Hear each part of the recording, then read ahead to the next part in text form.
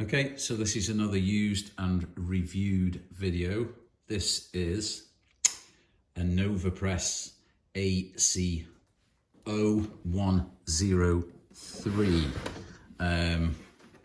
This item's been used for approximately 4 months. I'm just going to lift that lid up. I hope you can see that. This is the supplier of the actual tool, okay? Personally, I found these to be excellent. I'll move that more central so that you can see it. Okay, if you can take a note of that. They're a Northern Ireland based company. If you go onto either Instagram, Twitter, Facebook or YouTube, he does videos as the press father. Okay, I am not the press father. That's the guy who I bought the stuff off. Very wide knowledge of these items, sells them, services them, sells the fittings. Okay, I said I would give him a mention on this video because I think the after sales service is excellent and I think he deserves it. Okay, so we'll quickly just move on. So, do apologise for that, a bit loud. Novopress ACO103. This kit, okay, cost me £1,434. £1,434. So in this kit, you get, just move the box out of the way, you get 2 batteries, okay? These are Milwaukee batteries. Can you see that? If anybody's familiar with the Milwaukee stuff, these are only 2 amp hour, but they're plenty. Yeah, I think you get, I may be wrong, somebody will correct me, you get somewhere in the region of about 150 and 200 pressings, okay, out of each charge, and you get 2 batteries. Also in the kit, you get Milwaukee charger. Okay, anybody, like I said, is familiar with Milwaukee? Okay, let's push those out of the way. You have the main item within the kit is the actual press gun. I'll assemble that in a minute just so that you can see how everything goes together. In the kit that I bought, I chose a 15mm jaw, okay? I can just hold that up there so you can see it a bit better. 15mm press jaws. These are the M press profile, okay? A 22mm jaw.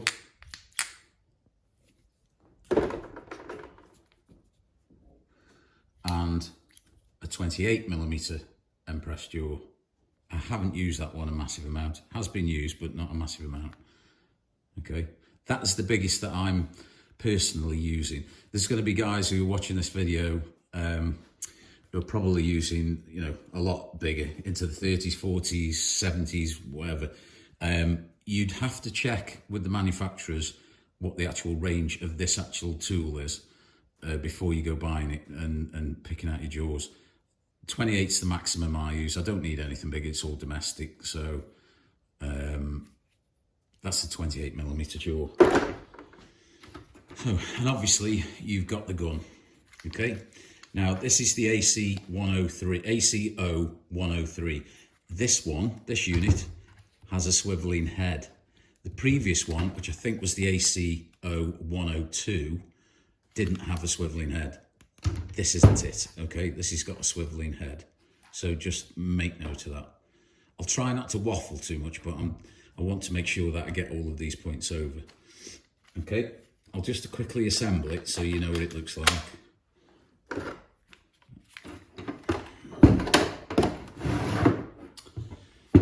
So you've got the basic gun, pin,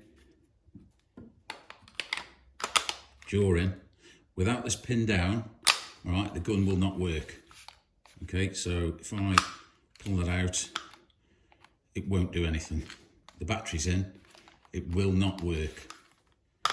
So if you do get jaws that you want to try and fit to this and they aren't the right fittings, unless that pin goes in correctly, it will not work. Safety feature. Let's talk about the weight of the tool.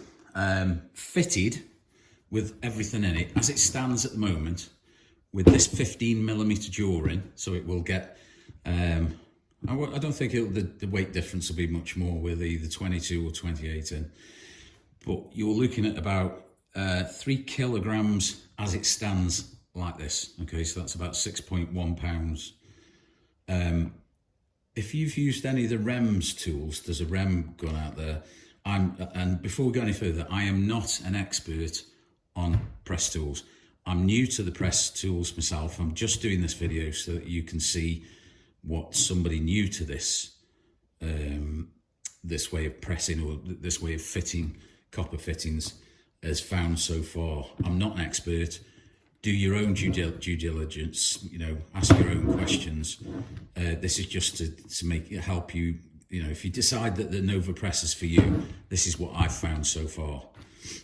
Okay, now, if you are familiar with any of the press guns or have looked at them, there are some bigger units on the market.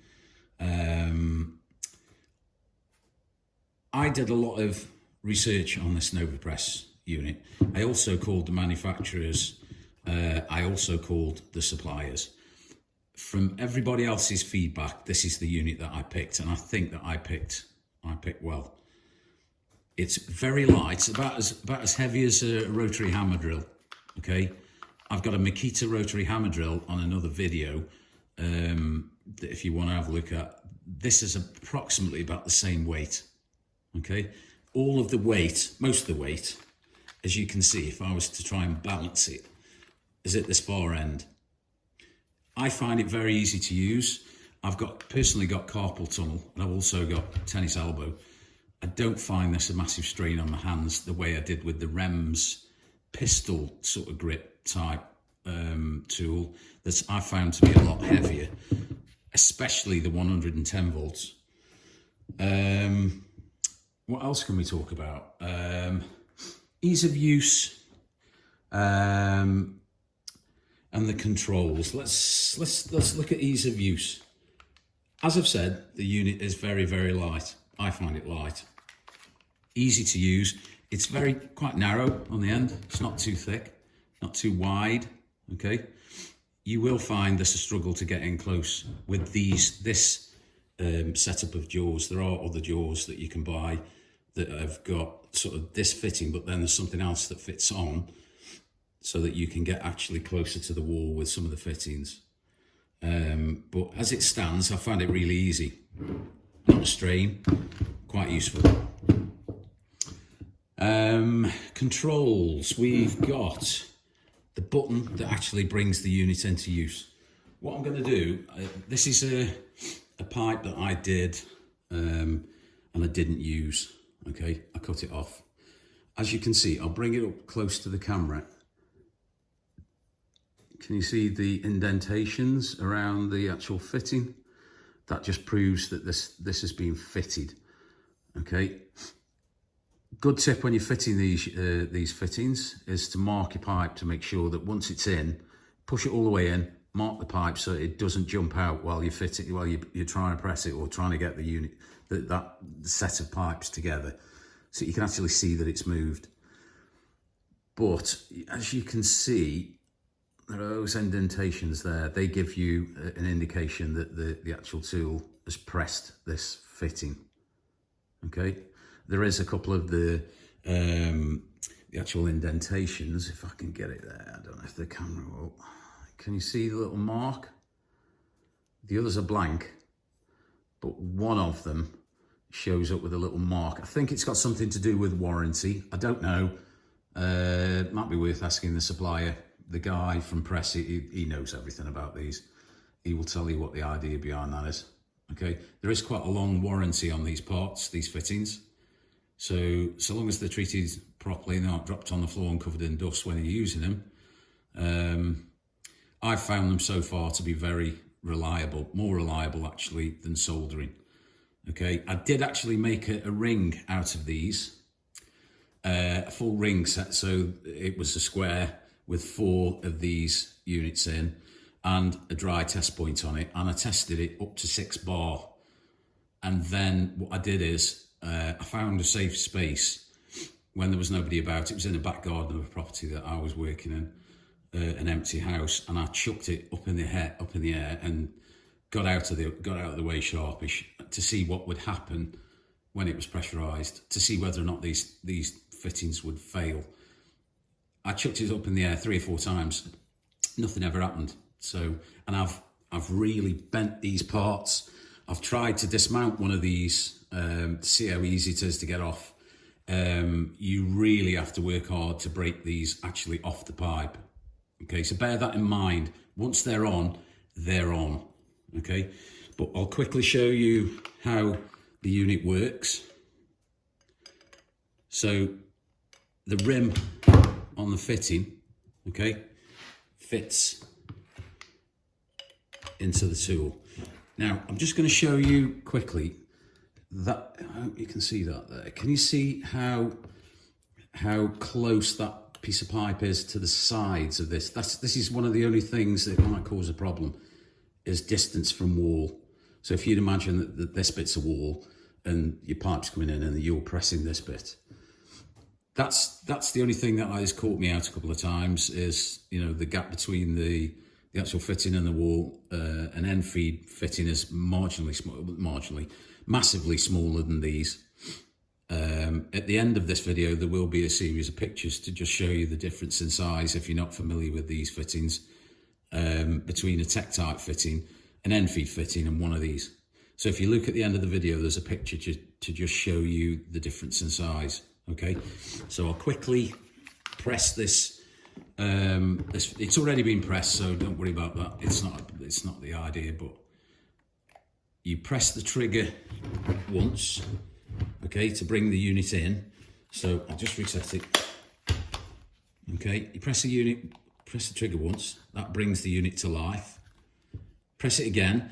Now, if you press for a couple of seconds and let go, this will stop.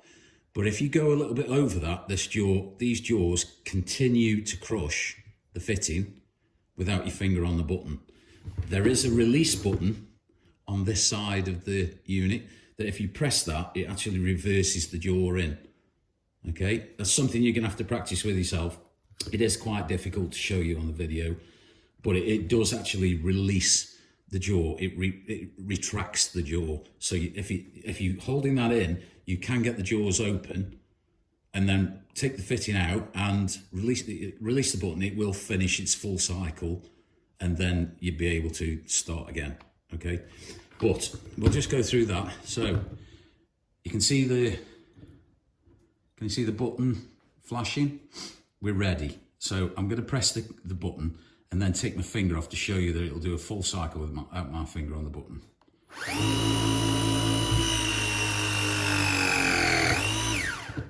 Also, that gives you an idea just how quickly it presses the actual fitting. Okay, it's only a few seconds. It isn't the fastest. I think one of the fastest I used was the REMS. This is very slightly longer, but nothing that's going to worry you throughout a day. Okay, so you can see that obviously I've pressed this a number of times. It has actually been pressed during a practice of a video until I got the videos right for you. Okay, so benefits of using a press tool. If you're ever if you're ever called out to a job and you can't stop the water, or the gate valves or an isolation valve doesn't turn off, or the main stopcock doesn't turn off properly, you'll never be able to solder that. You'd have to use a compression fitting. The difference with this, or a Tektite fitting, the difference with this is it doesn't matter if it's running. I've seen videos that you can look for on YouTube where there's water pouring out of this at its maximum rate, and they've still pressed. Okay, so you can press a pipe that's running in water. There are a number of different fittings that you can buy. These fittings, multitude of different setups, tees, elbows, street elbows, couplers, 22 T's with a 15 branch, everything and everything. Okay, and there are also gas fittings. They're a different type. They're the same, look the same as this, but they are specifically for gas. Okay. Non-benefits. What I have found is that the width of this tool, okay, causes a problem when you're working quite close to a wall. So if you're using wrap over clips, and you're trying to get an elbow into the wall, you will, and there's no way you can solder. You'd be able to solder it usually, but there's no way you'd be able to get this to press while it's actually in the clip. So what you'd have to do is pull the pipe out of the clip, press it, and then push it back into the clip. Okay, and also you need to remember the width of this shoulder on the actual fitting. Okay, so if you've drilled a hole through a plasterboard wall, you're gonna have to make it a bit bigger. If you're sleeving, I'll just quickly measure that. Sorry for going off camera. It is about 22 millimeters wide.